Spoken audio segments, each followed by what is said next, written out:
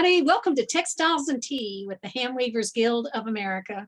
I'm Kathy Group. I'm the Advertising and Marketing Manager, and I'm your host today. Today, we are sponsored by Norma Smeda and the Saunderstown Weaving School. Norma was actually on here in March. So welcome back, Norma. Thank you so much for supporting Textiles and Tea today. We appreciate it.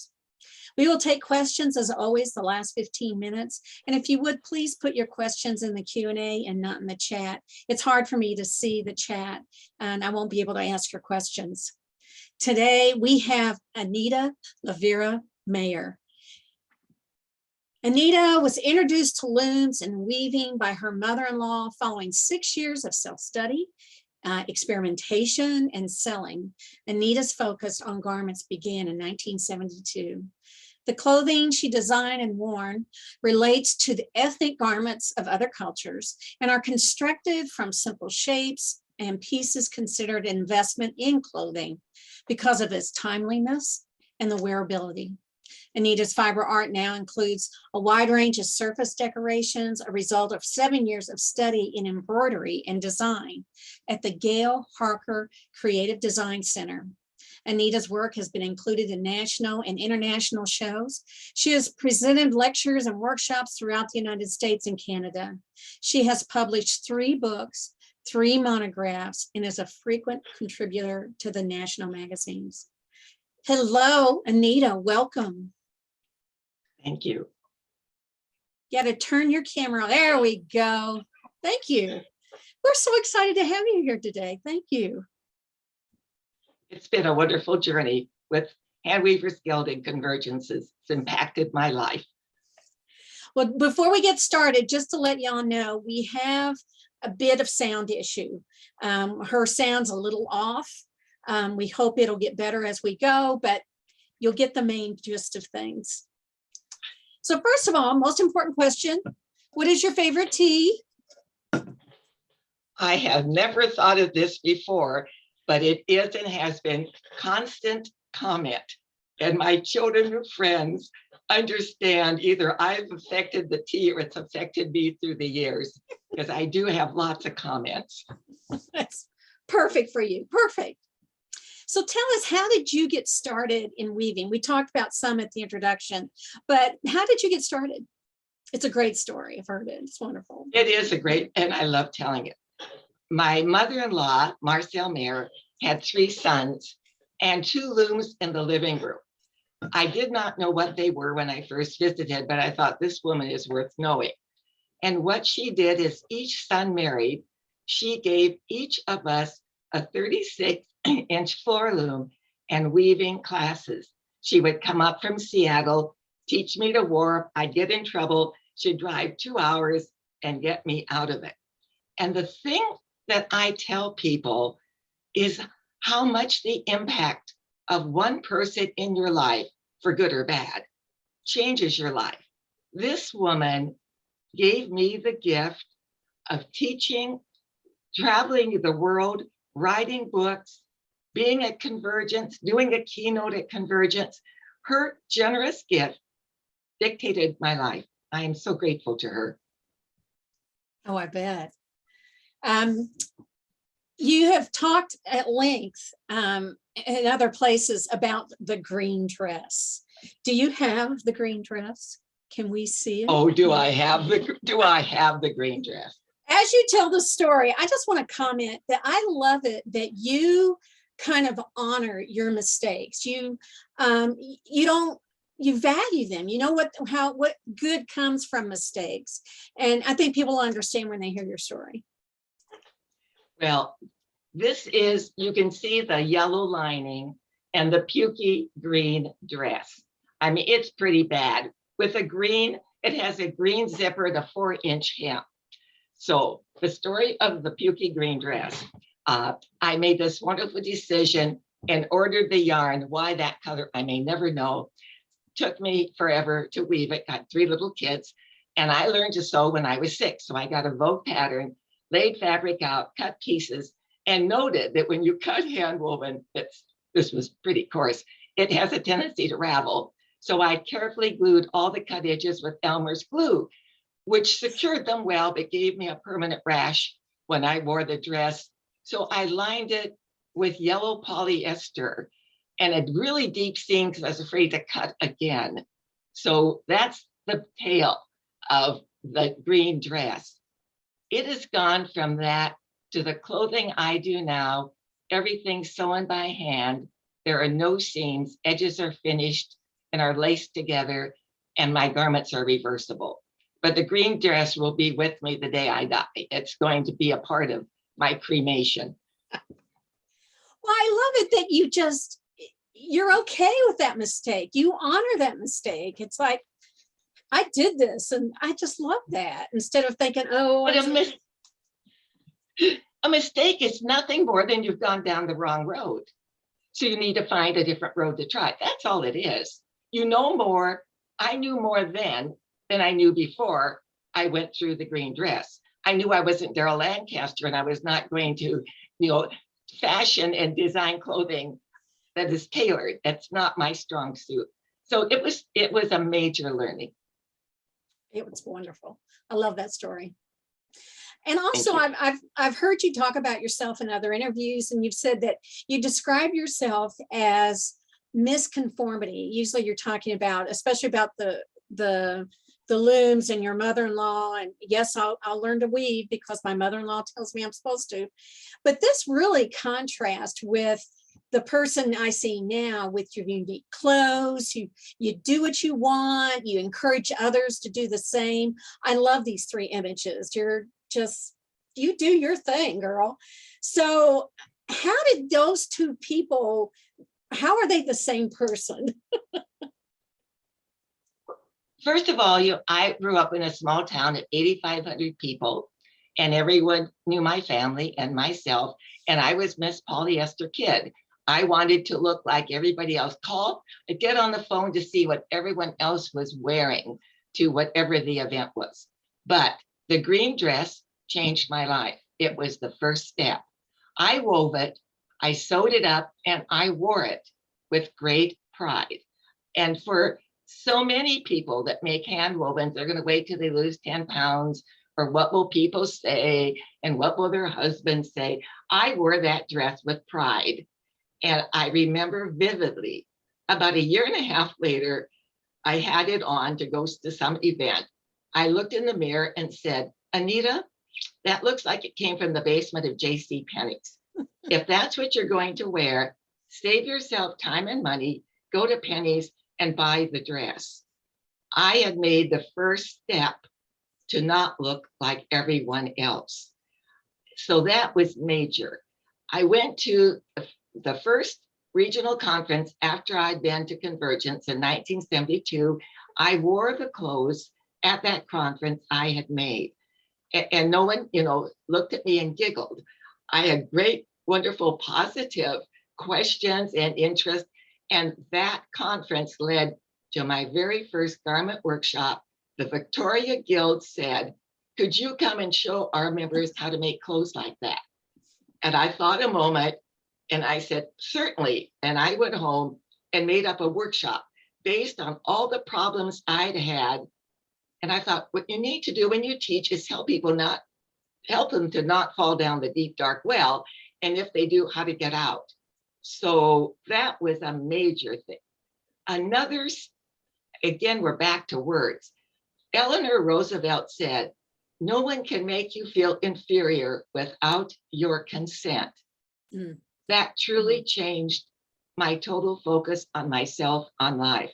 I can choose to be miserable or not. I can choose to slop around. I can choose to figure out how to do this. I'm a smart woman. I just think that that's such a powerful message. Choice. We have choices. The other phrase that came into my life about the same time is what other people think of you, it's none of your business. And I've hung on to that a lot. My children have been with me when I am wearing what they call those weird cape-like things. I take pride. I am who I am. The other major change or impact for me to develop my style, which is simply a way of looking and behaving, was the Whidbey Island Guild. The women were probably, I was in, my early 40s, they were 70 and 80, and they supported me unlike any other group. It was just amazing. And I went to the meeting with a show and tell. I'd woven this long tapered piece. It was really wonderful, and white yarns with borders of bright colors. And I didn't realize, it was a tabard. I didn't realize when you take our garments off the loom, they're narrower than when they go on. So this would not go around me, and I was almost in tears. So I took it to the guild. Thelma Brown was probably 80, 85, gray haired, and took one look at this. I thought, I don't know what to do. I can't wear it. Anita, you go to Seattle and find yourself purple tights and a purple top, and you put that tabard on, and you get white leather and lace it on the side. And I did, and I wore it in a fashion show at a conference. And I just adore my memories of those women who just said, of course you can do it. Many of them were widowed, some were single women. It was my first experience with really strong, independent women. Well, this kind of goes into your construction. You're talking about construction, is that your clothes are mostly rectangles and squares. And you also talk about how you relate to ethnic garments. You seem to really take from them and build on that.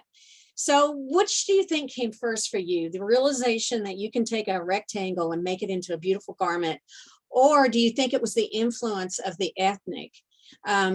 This work we're going to show now, the imperial, sorry.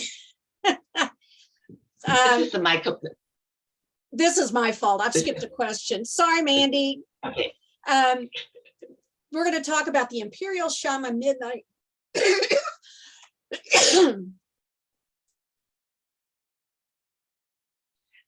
This piece actually, Kathy, is all rectangular pieces. So Tricia, they're all panels. There's no tailoring, there's no cutting, there's no nothing. It's simply panels assembled. But to answer your initial question about ethnic, we can come back to that. You want to talk about that now? Okay, wait. Let's stay back where we were, Mandy. Go back to that one. Sorry. Okay. Now I'm having a coughing fit. This is just going to be a great show. I can tell. So when you were talking about your attitude and how these strong women really influenced you, one thing I know you've said is that you want people to honor their body.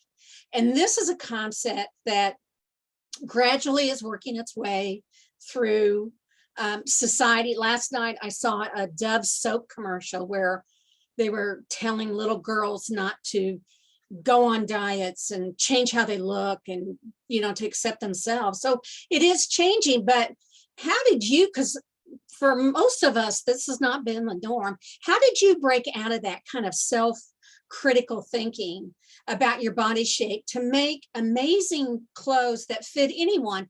And I chose this kimono because it's beautiful and it would fit anyone beautifully. So how did you come out of that? Well, after the pukey green dress, I knew I was not skilled at tailoring.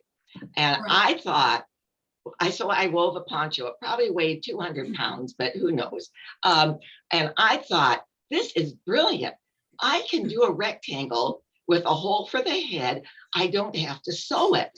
And I am thinking, I have made this great, huge discovery and began to really pursue simple garments. And my answer to not having the skill to tailor and preferring to win these kinds of things, wear them, what I thought, I can have something that fits underneath. I called a uniform, jeans and a turtleneck, tights and a top, one color, could be shorts and a top.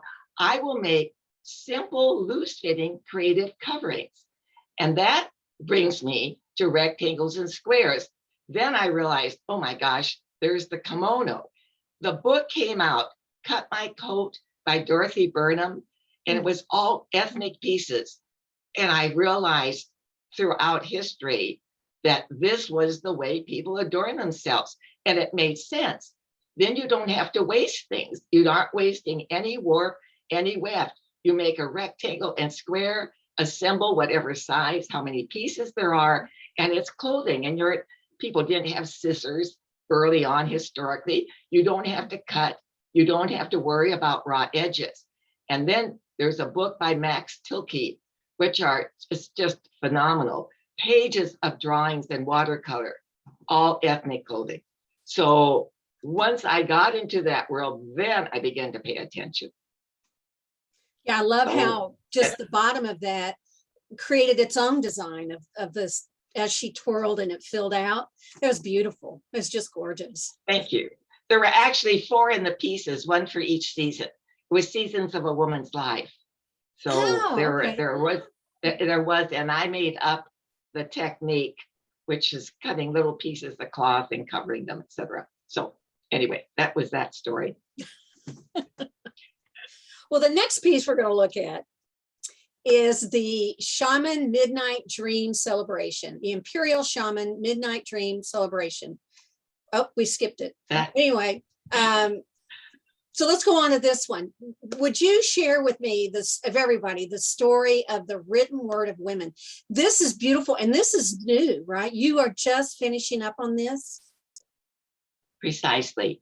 So the reason I wove clothing was for my wardrobe to give to people I love. And I bartered with hand-woven clothing for years with the dentist, the dry cleaner, right across the lines.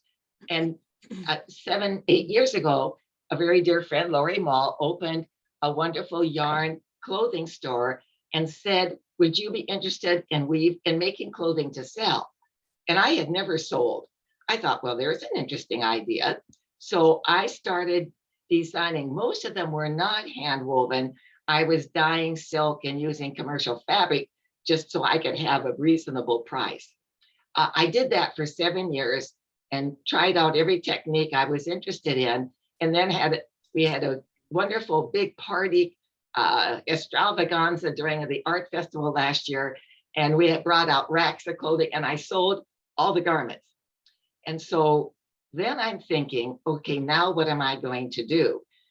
And I thought I want to do clothing that speaks to my philosophy and things that are important to me. And for several years, I've been talking about the written word. Instead of, I always send out thank you notes with paper and stamps. Most of it's email, and that's better than nothing. But I think if we lose the written word, we're going to lose journals and stories. So I designed a series. The 4 are completed. That was the pandemic projects.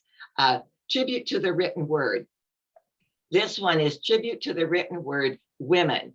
And on one side are letters and postcards written by women, some of them from 1890, some from my mother, my sister. People loaned me letters that I could replicate because I wanted to honor the words of women, which are often overlooked. And then it reverses to the inside with images of women. I've collected these in secondhand stores. These are anonymous women. No one knows who they are, and I wanted them honored. If you look closely towards the center of the screen, also inside are old laces and doilies that I collect to honor the hands of women. So these hopefully will be shown as part of an exhibit in another year, along with a workshop I'm going to do on ways to keep journal, and everyone will make a journal during the workshop to encourage them to write their own stories. So this is the newest work. Yeah, I love that you're doing that workshop because I think for a lot of people, it's hard to get started journaling.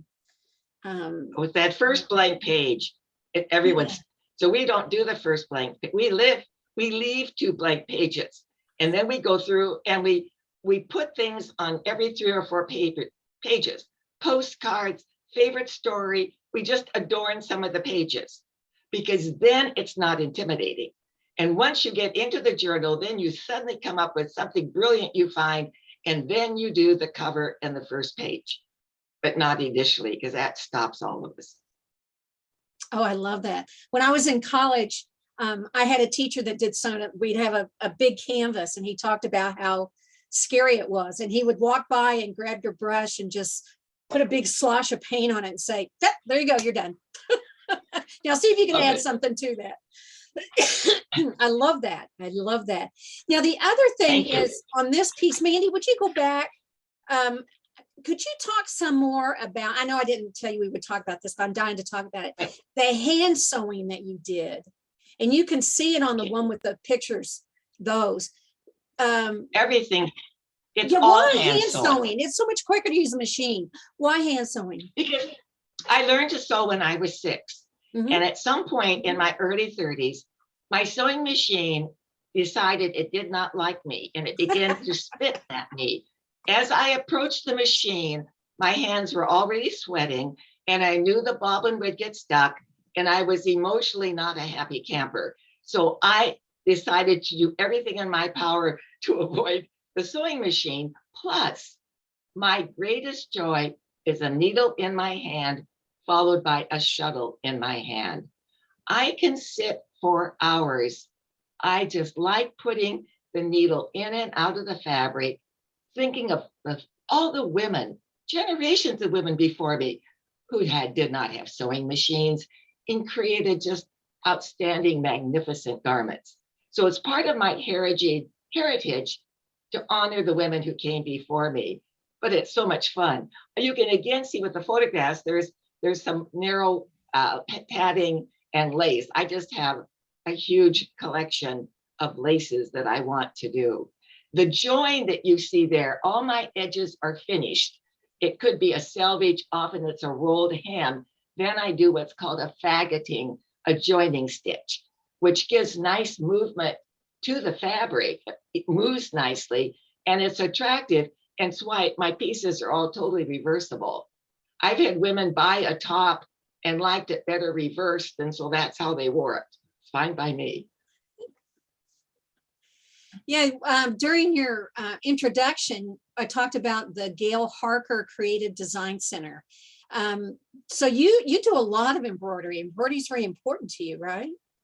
Yes, I weave canvases, quote unquote, in order to embellish them.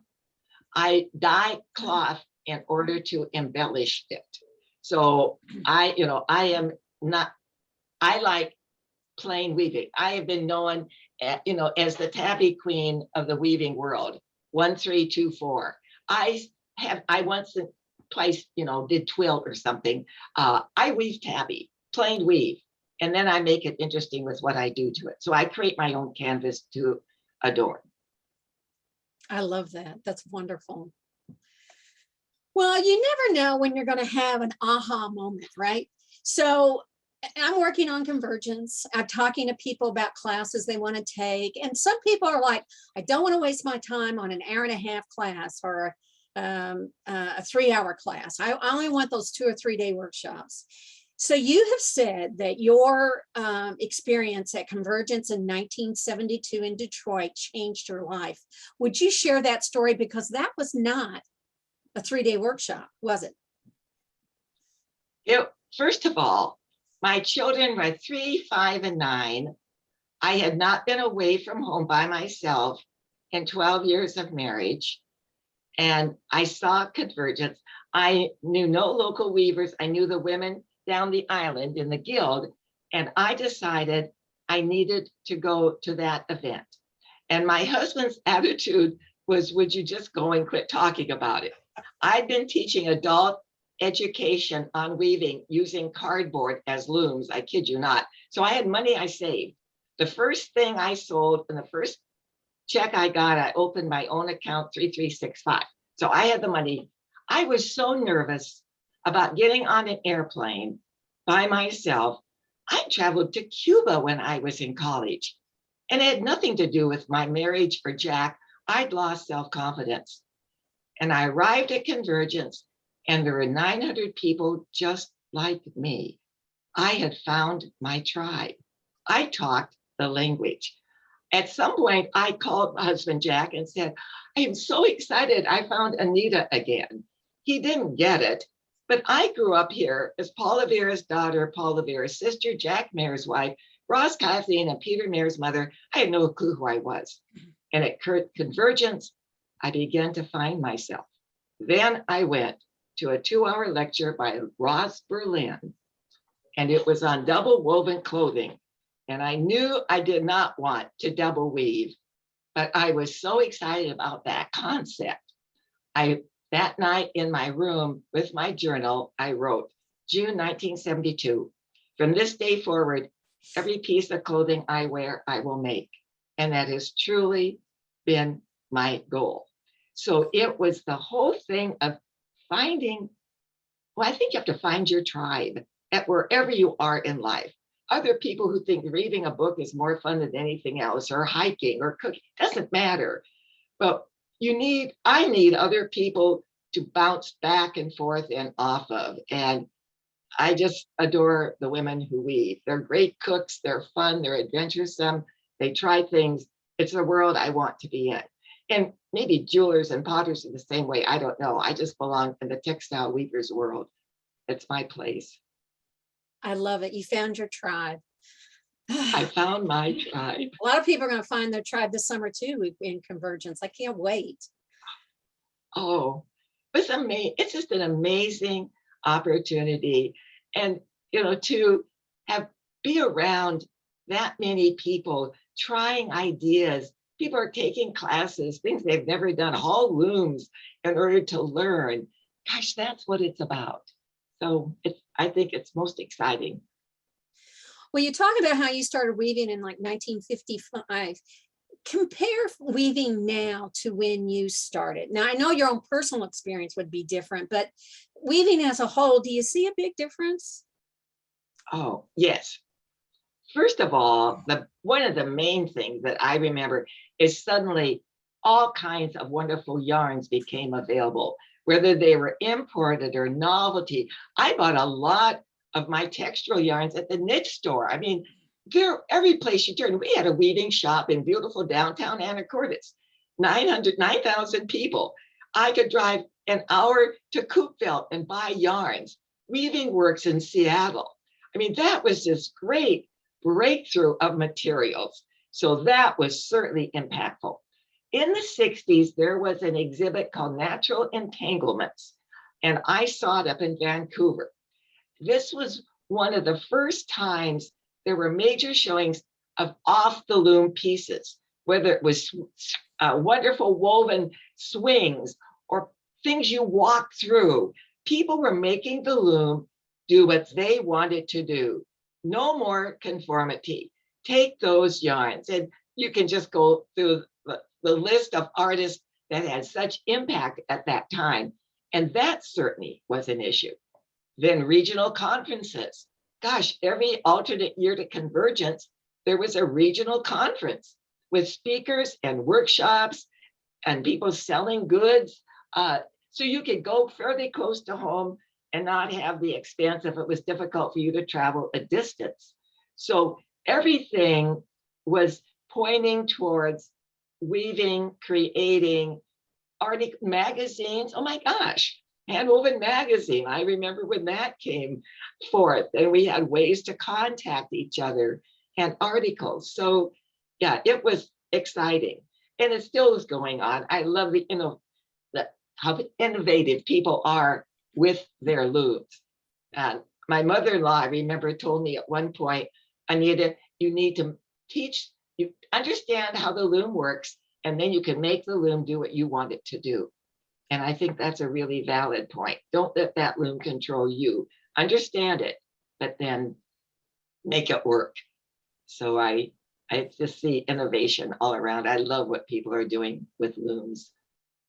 That's a great attitude. I don't think I've ever heard anybody say that, but that's true. I think most of us do let the loom control us because we're not really sure, what it's doing and how we change that. Thank you for that. That's great. I remember it was a friend of a friend who was 85 and had just returned from a Fulbright in Italy. Thank you very much. And she was at the house and she got down and she started untying the treadles. She said, you can change how these are tied. Yeah, I was fairly new to weaving, and this little woman is under there doing things to the loom to make me understand what I could do. So good lessons along the way from everyone. Now, you have traveled down so many different paths of different weave structures, different materials, so many different things. Do you think that these different things build on each other? Do you feel like they enhance or somehow influence your next thing? Yes. I was told by a wonderful artist and jewelry maker, you have to learn to see with the soul of your eye. I love that. So travel, first of all, my awareness of ethics, and then I had the opportunity of working with several craft groups that took tours around the world.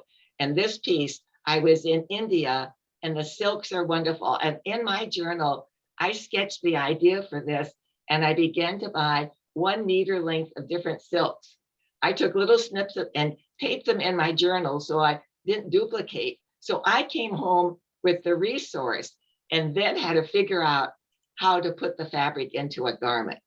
So when you look at the sunset, that can be an inspiration. It's all around us.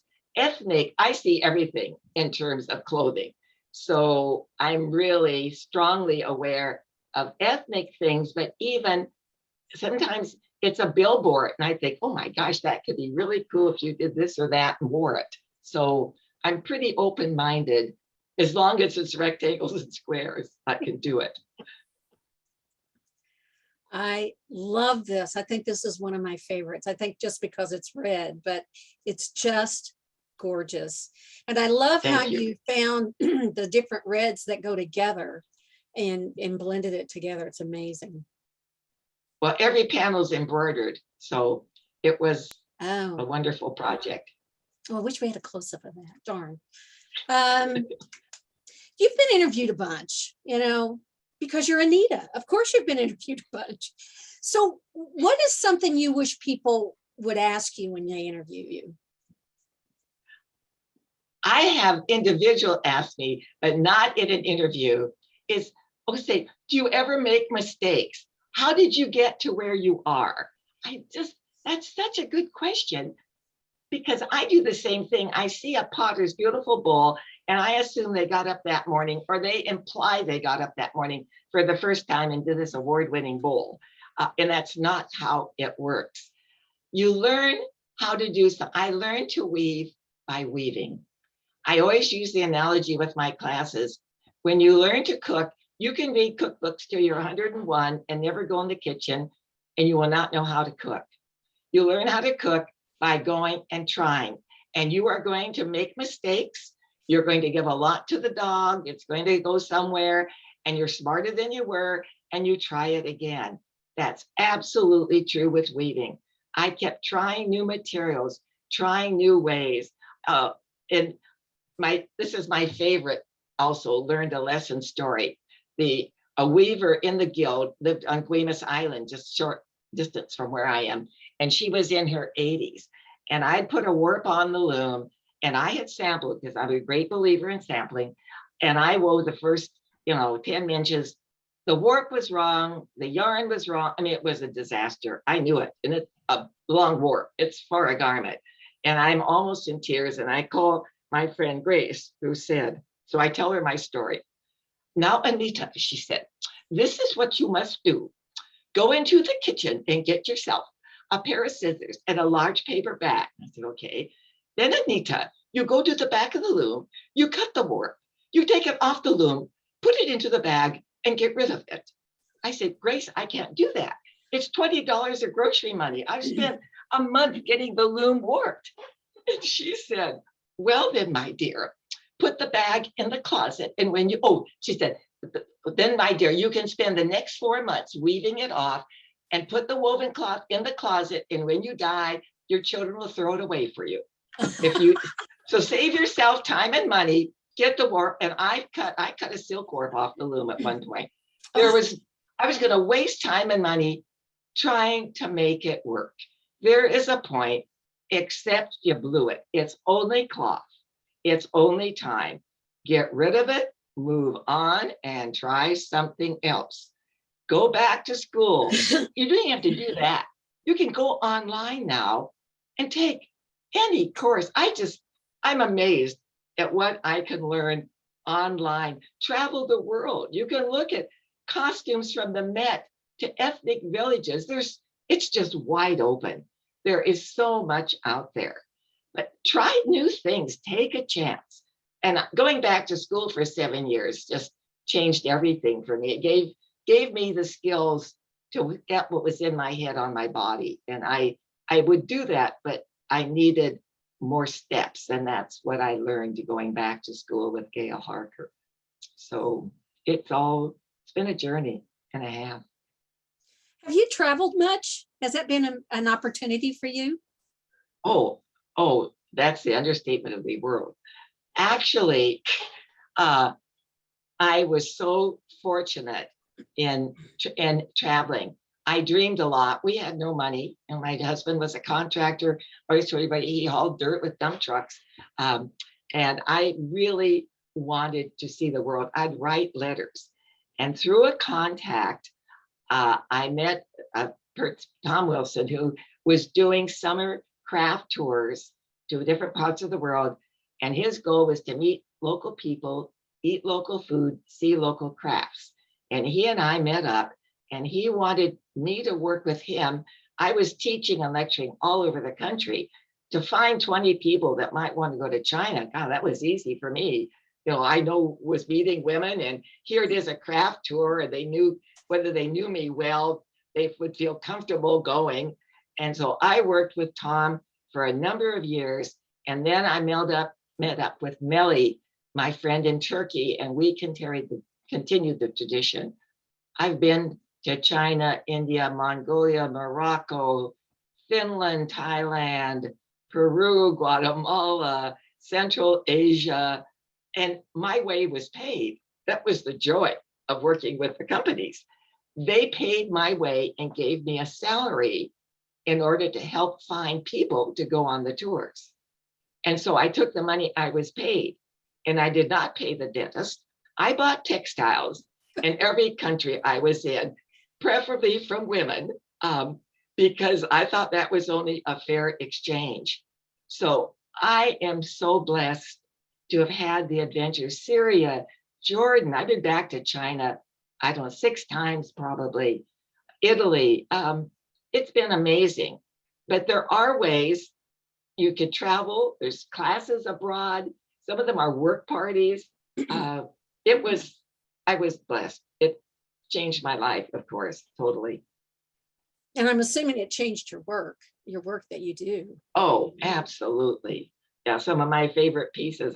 We were in Russia, and the woman in St. Petersburg that we'd had contact with, oh my gosh, she took us to the galleries, off hours, and took us through. But she had tickets for us for the ballet.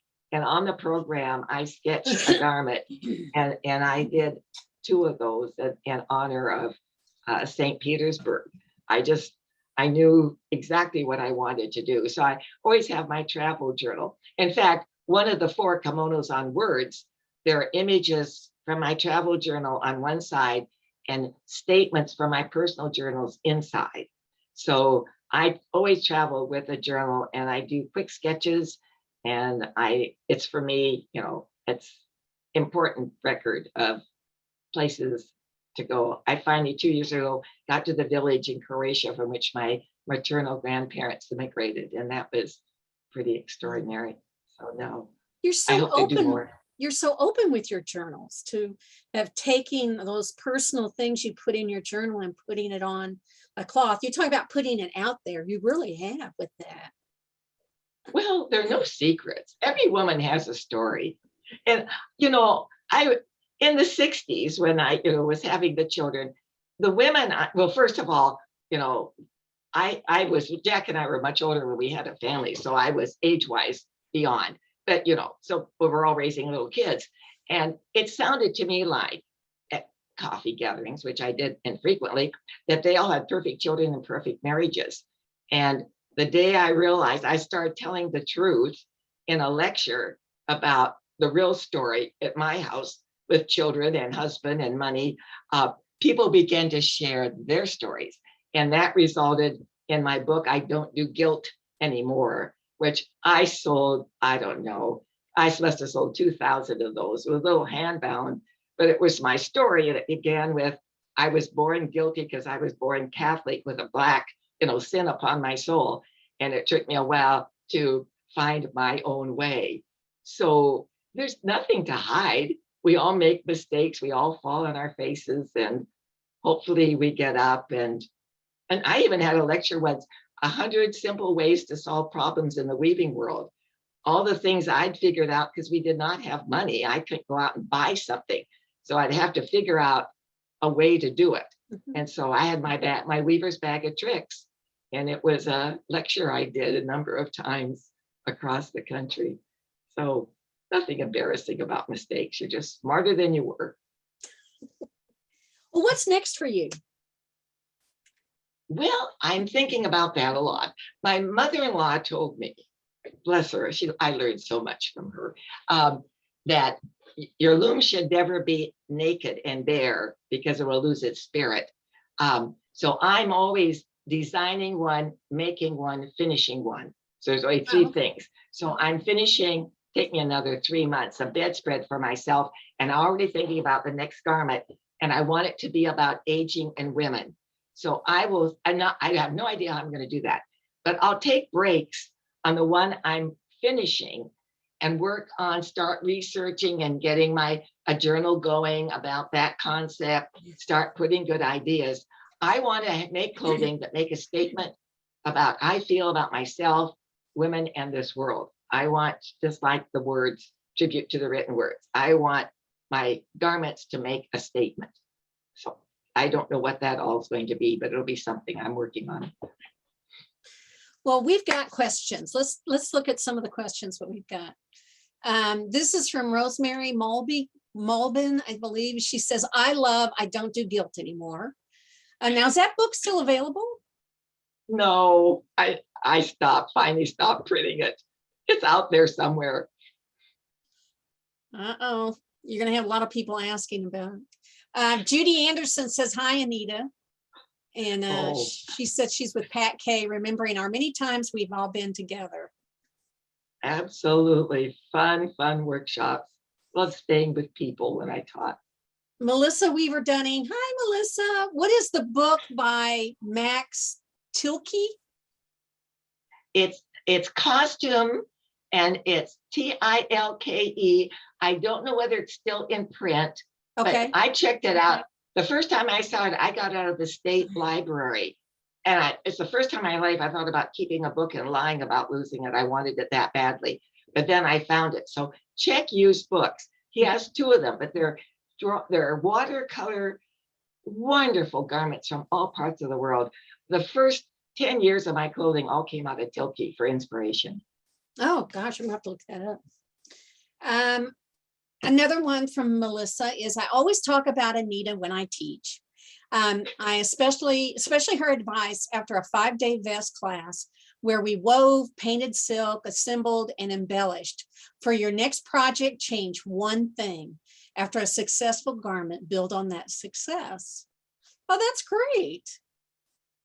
Well, I've always theorized that as a cook, I always want people to try something new. But as a cook, if the hors d'oeuvre, salad, entree, and dessert are all recipes you've never tried before, you have now programmed yourself for defeat. And the same thing in weaving. If you're working with a yarn you've never worked with before, do SAMPLE, the 4-letter word for weavers called sample. Then use a garment shape you're familiar with, use a pattern you're familiar with, so you have one new thing to worry about. So, but don't have all new because it's too much to try to handle. So learn one new thing on each garment. That's still my philosophy.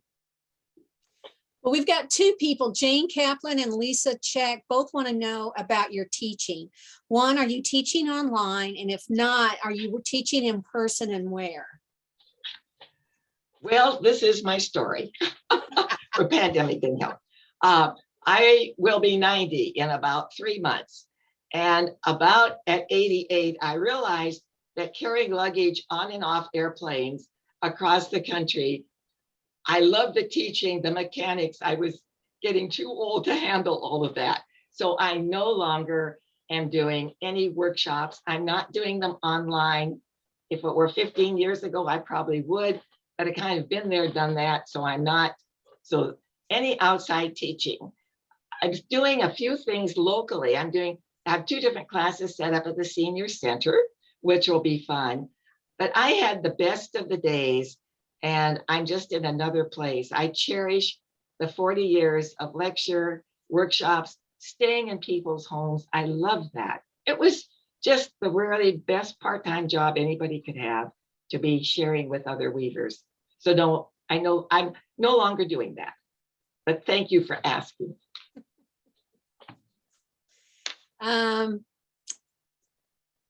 This is from Janet Shaw, and I have to read this. This is so sweet. So, Janet says it's not really a question, but I want you to know that you gave her an aha moment many years ago in a workshop, changed everything. She's thought of you many times over these years, and through journaling, she says thank you. So way to go. A shout out. Oh, gives me goosebumps. Thank you. This is from Karen LeBlanc. I'm amazed with your work and your approach to work. I work similarly to you, and I have often referred to cut my coat and keep me warm one night.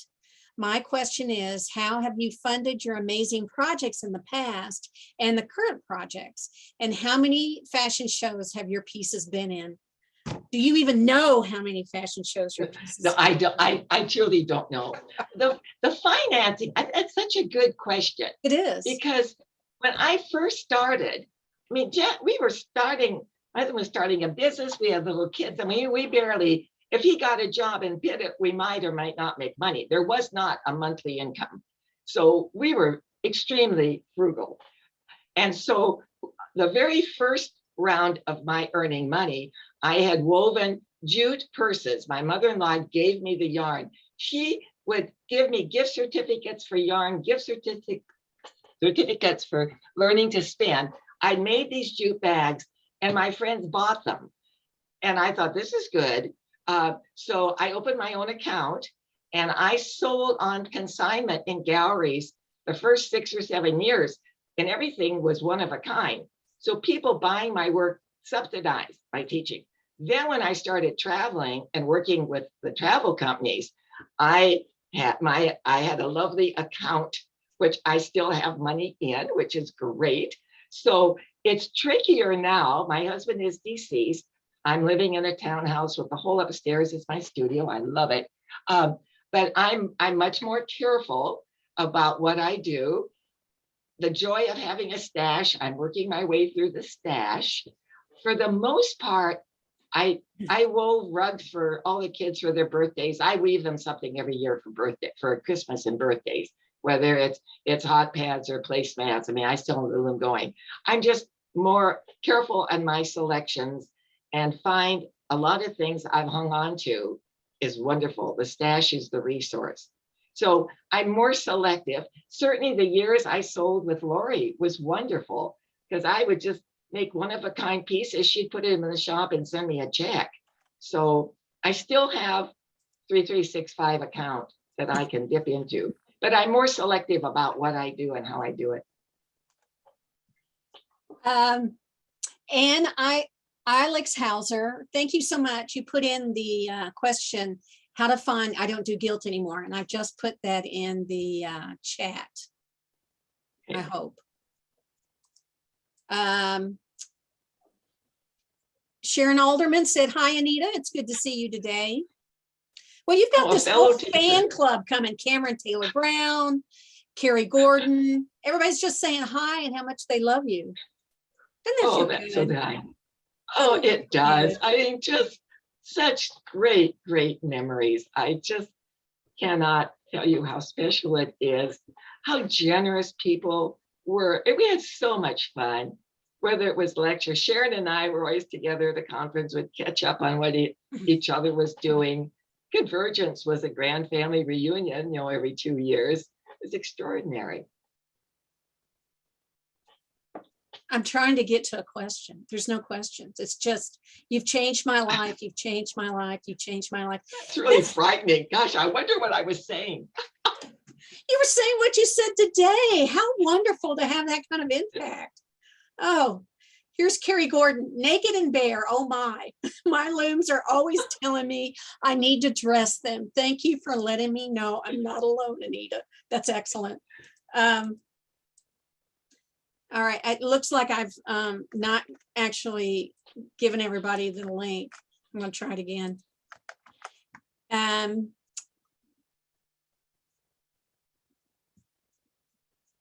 This is from Eugenia Gwaltney. She says, was Tom Wilson from Craft World Tours? I traveled with him to Burma. Yes. Oh, wow. Amazing.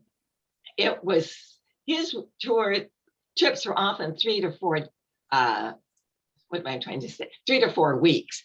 And Wow. usually a country might be a combination, 20 people. And again, he had contacts. So we would be with weavers in villages all over the country. We saw things that he could happen. When we went to China, I requested in Beijing, I wanted to see where the opera costumes were made, and he was able to set it up. They would never let an individual come, but because we were a large group. So I do miss Sherry and Tom. They just gave me such opportunities. It was a real joy. And at some point I was going every 2 years, and I was going every year, and pretty soon I was going twice a year. So it got quite wonderful. This is from Lucienne Kaufman. Hi, Lucienne. She says she's inviting you to several workshops, to give workshops. She says, I'm still wearing my beautiful coat. Thank you. Always talk about you and your lovely approach to work through mistakes. Oh, that's lovely. Fond memories there too. When I called Norma to tell her I was, I was so grateful to her for sponsoring, and I said that it's all the memories of both her teaching so many places and also mine.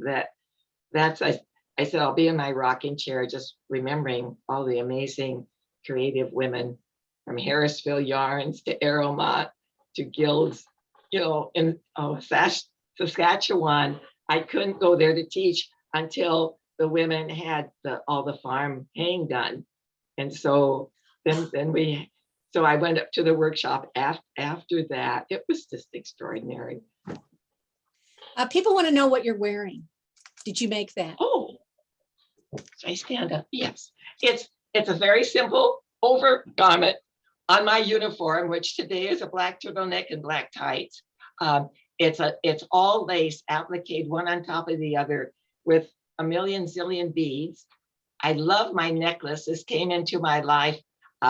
And it's Dorothy Bird, and it's paper, handmade paper that she's made into these.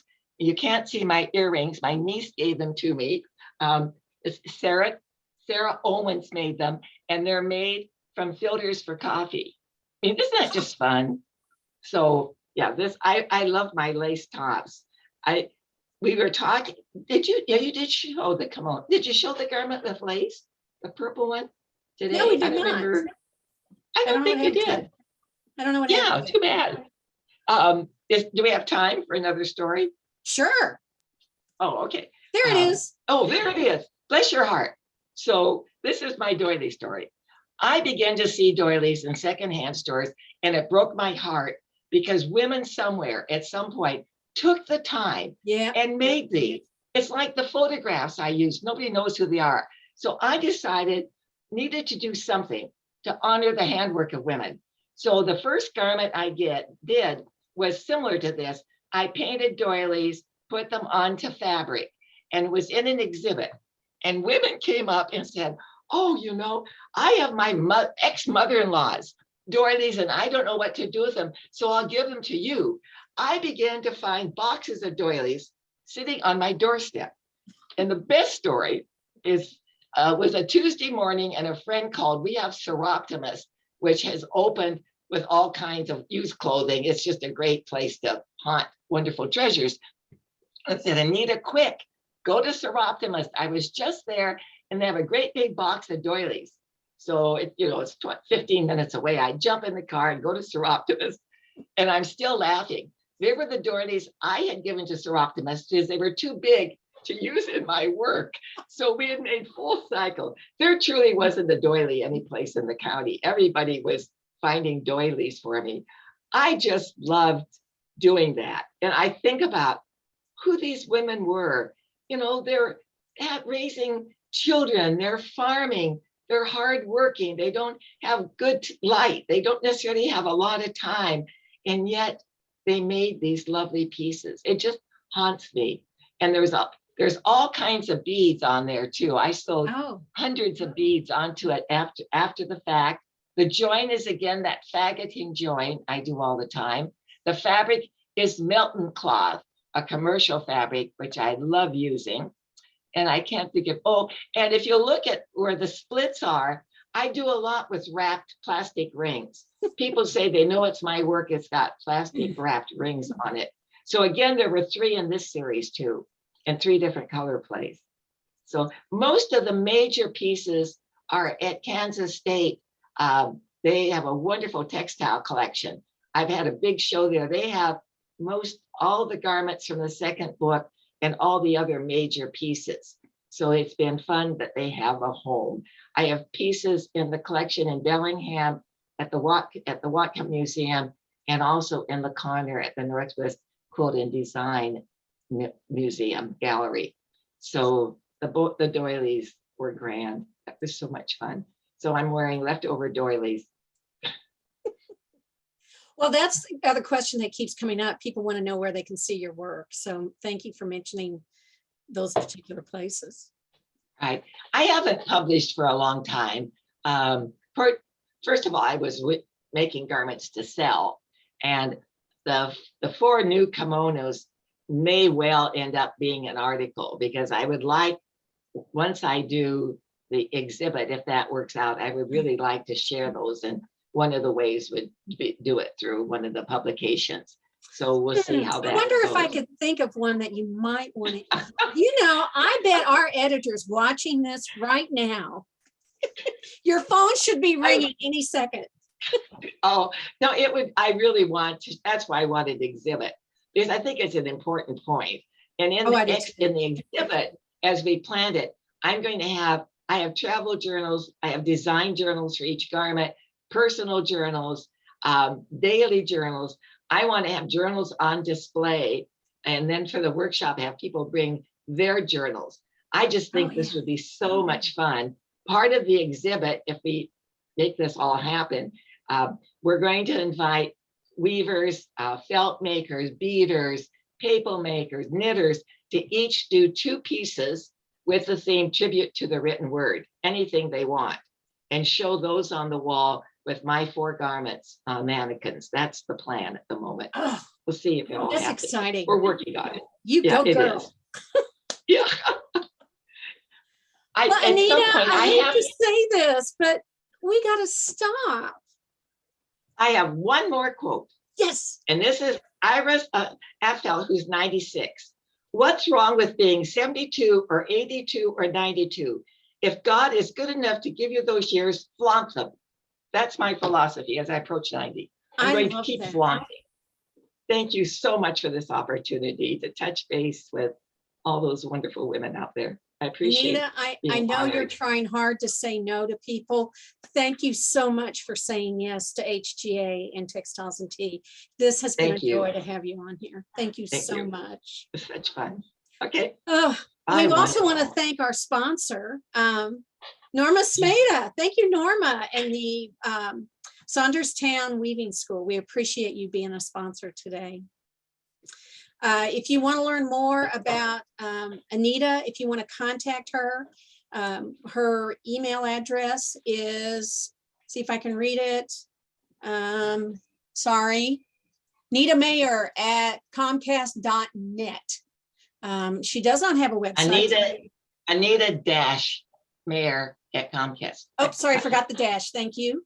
Yeah, She right. does not have a website, but if you have questions for her, she has graciously, and I do say graciously, shared her email address if you want to ask her a question. And we are all eagerly awaiting to see this next exhibit. Thank you so much. If you want to sponsor a episode of Textiles and Tea, or your business or your guild, please go to our website at weavespindye.com and you too can sponsor an episode. We appreciate all the support we get, whether it's through a sponsorship or donation to the Fiber Trust, your memberships, all these programs that we've been doing lately, they are made possible through donations, and we do appreciate when y'all do that. If you want to donate or join or both, go to weavespindye.org and you can do that there. We do appreciate it. If you missed an episode or you want to watch this one again, which I can't imagine you not, you can see all of these on Facebook. You do not have to have a Facebook account. And from what I understand, they try to make it look like you do have to sign in, but you don't. You can just watch it, or you can watch them on YouTube. We're putting those up as fast as we can. And if you go in and subscribe, you'll get a notice when a new episode is posted on YouTube. So that's another option. Convergence is coming. I cannot believe I can say next month. 4 years and it's finally getting here. We do want to encourage you all to, there's still things to do. We got people to sign up. We've got the skein competition. We're looking for people to enter that. It's $3 to enter if you're a member, $5 if you're not. There is an award for entering the skein competition. We are always looking for wonderful volunteers to help us, whether it's just standing in the exhibit hall. I know you'd hate to do that, or standing by a door taking tickets. We appreciate any volunteers with that. We have sheep to shawl. We're looking for more sheep to shawl teams. So get your fellow spinners and weavers together and let's get a team together for that. It'll be so much fun. Also, the shuttle race, and I've got some here. I'm going to try to show these. These are from, I'm sorry, I'm blanking out. These are from Shacked. They were sweet enough to show me, to send these to me so we can see them. Mandy, can you switch off? I guess you can't. Anyway, this is what one looks like that actually races. It's got a little aerodynamics in the back. The other type you can do is just decoration. These are stick shuttles, and the name of it is Sticks and Stones. So you can take your shuttles, decorate them, and enter in that competition, or you can take a plain old shuttle like mine. I put holes in here to put in the axles, and I raced it, and then I'm using it again as a shuttle. Yeah, it didn't hurt it in the least. So we encourage everybody to come join us for the shuttle race. Thank you so much for being here today. Thank you, Anita. It was wonderful to have you here. Next week, we're going to have Sarah Salson. And just to let you know, there has been a change in the schedule. Sarah has graciously stepped in. The person who was scheduled had to bow out last minute. So if you see someone else's name somewhere on a website or some past information, Sarah Salson is next week. And I'm really looking forward to talking with her. Y'all, thank you for joining us this afternoon. It has been so much fun. Have a great week, and we will see you next week. Happy tea.